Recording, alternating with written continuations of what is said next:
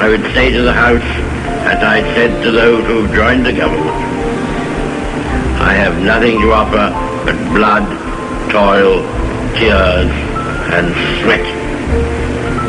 We have before us an ordeal of the most grievous kind. We have before us many, many long months of struggle and of suffering. To have true authenticity, to speak with your authentic voice, you need to be the master of four things. Conquer these four elements that we're going to look at together. You will not only find your authentic voice, but you will use it to speak with power and persuasion. Challenge number 2. Step number 2. We connect with candor. We connect with candor. We connect to our authentic voice, and we, quite frankly, connect to others, the people that we're talking to, with candor. How do we do that exactly? Well, there's 2 steps involved. The first thing is we have to accept that to connect to others, we have to be who we are. We need to drop our airs and our pretenses. We are who we are. That's step number 1 to connecting with candor. Step number 2, it's going to sound a little contradictory, but stay with me. Step number 2 is we have to accept that our authentic voice is just outside of our comfort zone. Our authentic voice is just outside of our comfort zone. I know it sounds a bit contradictory, but it really isn't. If we want to be who we are, if we want to truly be who we are, we need to step out of our comfort zone. Let's look at this another way. Let's look at one of the greatest, most authentic and persuasive leaders of the modern era.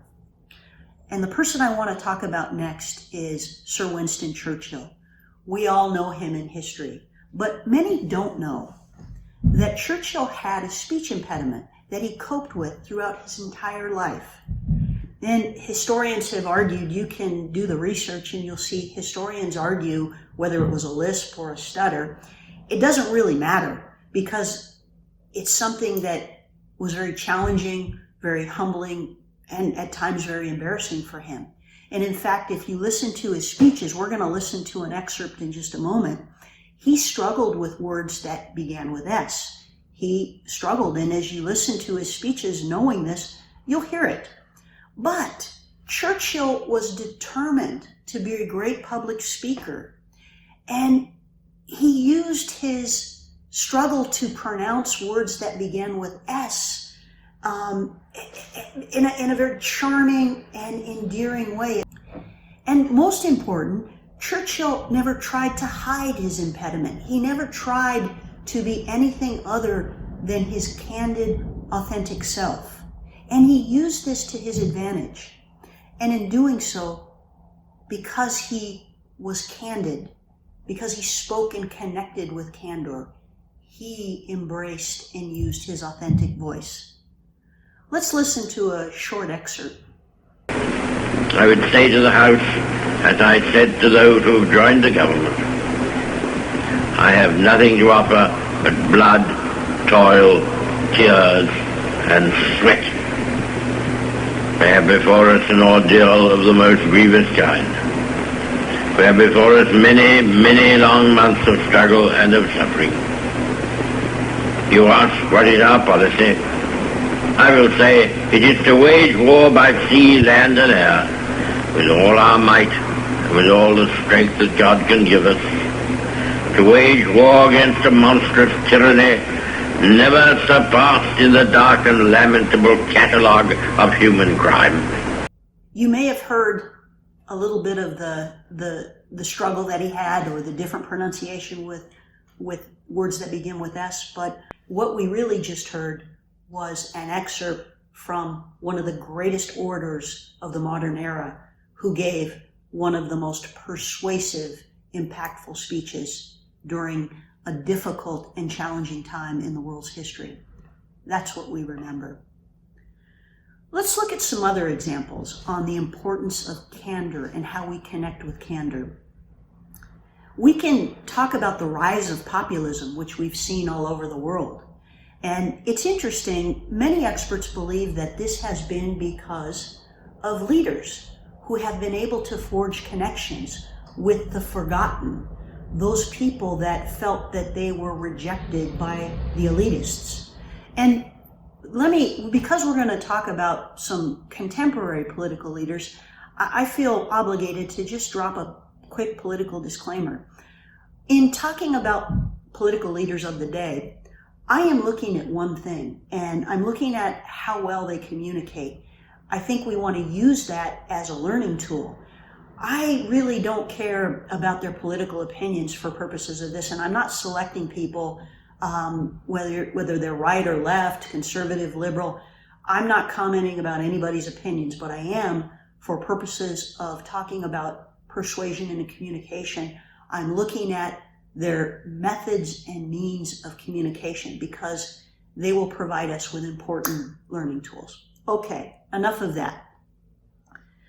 So the rise of populism is a great example because it has been encouraged in part by politicians who have become elitists, who have routinely engaged in hypocritical behavior, who have completely disconnected from the people that they represent, the people that they lead. If we connect with candor, the opposite is also true. We disconnect with hypocrisy. So it's important that we spend a moment or two and talk about hypocrisy, because hypocrisy is the sworn enemy of authenticity. Social media and the speed of communication in this day and age has only underscored and exposed hypocrisy in our leaders, public figures, celebrities, you name it. Nobody that's being honest will tell you that they really respect hypocrites. No one really listens to hypocrites, and no one is really inspired by hypocrites. In fact, the word is of rather interesting origin. It comes from the Greek word hypokrites, which means an actor. It evolved to become a term to refer to someone who was wearing a mask or pretending to be someone or something they were not. The Greeks knew what they were talking about, especially when it comes to some of our more distinguished politicians and self-promoters of the day.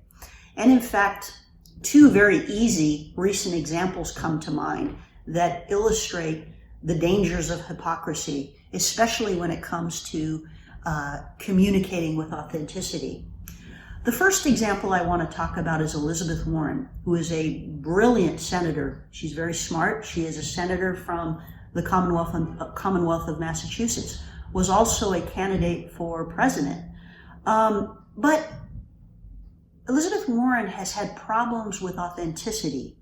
And she's had problems with authenticity because she has engaged in some rather hypocritical behavior and hypocritical communication, which has only undercut her power, her influence to reach a broader audience, to connect using an authentic voice. One example, she campaigned on the slogan of fair and honest leadership. Fair and honest leadership. But during her campaign, she was questioned on a claim she had made that she was a minority. She was a woman of color. In fact, she joined the Harvard Law School faculty years ago claiming to be a Native American and was marketed as the first woman of color to have joined the Harvard Law School faculty. As I said, she claimed that she was Native American. The only problem with this is that she wasn't Native American.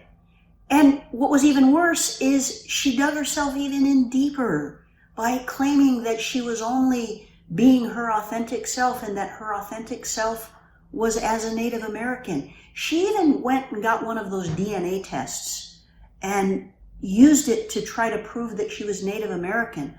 The only problem was the DNA test showed she wasn't Native American. In fact, the test showed that Warren is less Native American than the average European American. This was a blatant hypocrisy, and the American electorate had a problem with it too. And it's a great example of how hypocrisy destroys authenticity. There's another recent example that's also kind of interesting. Secretary John Kerry, who is now President Biden's new climate czar, reporters confronted him recently about why he flew to Iceland in 2019 in a very ungreen, gas-guzzling private jet to receive an award for championing climate change. That alone was bad enough. Seems a little hypocritical to fly in a private jet emitting all sorts of carbon and bad things for the environment to accept an award on climate change. I don't know, maybe it's just me. But apparently it's not, because it's been a bit of a controversy where Secretary Kerry has been accused of really blatant hypocrisy. But this wasn't the worst of it. When he was confronted about it, he made a statement to the effect of, well, it's really the only choice somebody like me has. Somebody like me, as in, I'm not like you. I'm more important than you. So it's okay for me to have my own set of rules. Here's the quote. Let's take a listen together. On that issue, pollution, I understand that you came here with a private jet. Is that an environmental way to travel? If you offset your carbon, it's the only choice for somebody like me who is traveling the world to win this battle. Well, when you tell people that you're more important than they are and different rules should apply, most people have a problem with that. Most people think that's a little hypocritical. It's kind of like a Marie Antoinette moment of let them eat cake. That's not going to connect you with candor to your authentic voice. That's going to persuade or is going to allow you to be an effective communicator. So what's the moral of this story? Well, moral of the story is it's okay to offer cake to your friends and your dinner guests. Nothing wrong with that. Just don't be Marie Antoinette when you do. Hypocrites never speak with an authentic voice. So to connect with your authentic voice, connect with candor. Number 3, find